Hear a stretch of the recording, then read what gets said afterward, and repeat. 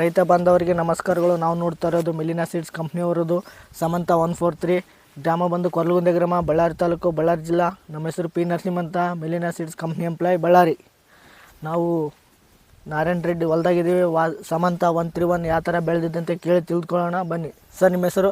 ನಾರಾಯಣ ರೆಡ್ಡಿ. ಯಾವ ಊರು? ಕೊರ್ಲಗುಂದೆ, ಬಳ್ಳಾರಿ ಜಿಲ್ಲೆ, ಬಳ್ಳಾರಿ ತಾಲೂಕು, ಕೊರ್ಲಗುಂದೆ ಗ್ರಾಮ. ನೀವು ಎಷ್ಟನೇ ತಾರೀಕು ಹಾಕಿ ಸರ್ ನರ್ಸರಿಗೆ? 7 ತಿಂಗಳು ಕೊಟ್ಟಿದ್ವಿ, 8ನೇ ತಿಂಗಳು ತಂದು ಹಚ್ಚಿದ್ವಿ. 8ನೇ ತಿಂಗಳು 10ನೇ ತಾರೀಕಿಗೆ ಹಚ್ಚಿದ್ವಿ. ಚೆನ್ನಾಗಿದೆ ಸರ್ ಸಮಂತ ಏನು ಚೆನ್ನಾಗಿದೆ ಸರ್, ಏನು ರೋಗ ರುಜಿ ಏನಿಲ್ಲ, ಭಾಳ ಚೆನ್ನಾಗಿದೆ. ಯಾರಾದರೂ ಕೂಡ ಹಾಕ್ಕೋಬೋದು.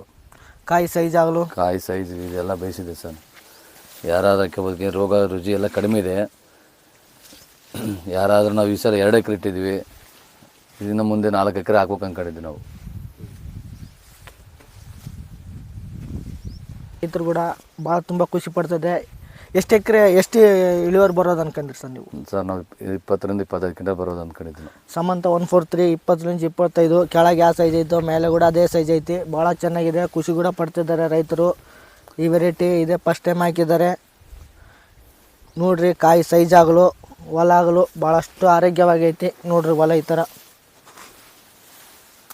ಕೆಳಗಲಿಂಚ ಮೇಲೆವರೆಗೂ ಒಂದೇ ಸೈಜ್ ಐತಿ. ಹೊಲ ಕೂಡ ಈ ಥರ ಐತಿ ನೋಡ್ರಿ. ಯಾರಾದರೂ ಈ ಕಡೆ ಕೂಡ ಚೆನ್ನಾಗೈತಿ. ಪ್ರತಿಯೊಬ್ಬರು ರೈತರು ಹಾಕಿರೋದು ವೆರೈಟಿದು ಭಾಳ ಚೆನ್ನಾಗೈತಿ. ಯಾರಾದರೂ ಹಾಕ್ಕೋಬೋದು. ರೈತರು ಮಾತ್ರ ರೋಗ ರುಜಿ ಎಲ್ಲ ಕಡಿಮೆ ಇದೆ, ಭಾಳ ವೆರೈಟಿ. ನಾವು ಯಾರಿಗಾನ ಪ್ರಿಫರೆನ್ಸ್ ಮಾಡ್ತೀನಿ, ಯಾರ್ಯಾರು ಹಾಕ್ಕೋಬೋದು. ಇನ್ನು ರೋಗ ರುಜಿ ಎಲ್ಲ ಕಡಿಮೆ ಇದೆ ನೋಡ್ರಿ, ಯಾರಾದರೂ ಇದು ಮಾಡ್ಕೋಬೋದು.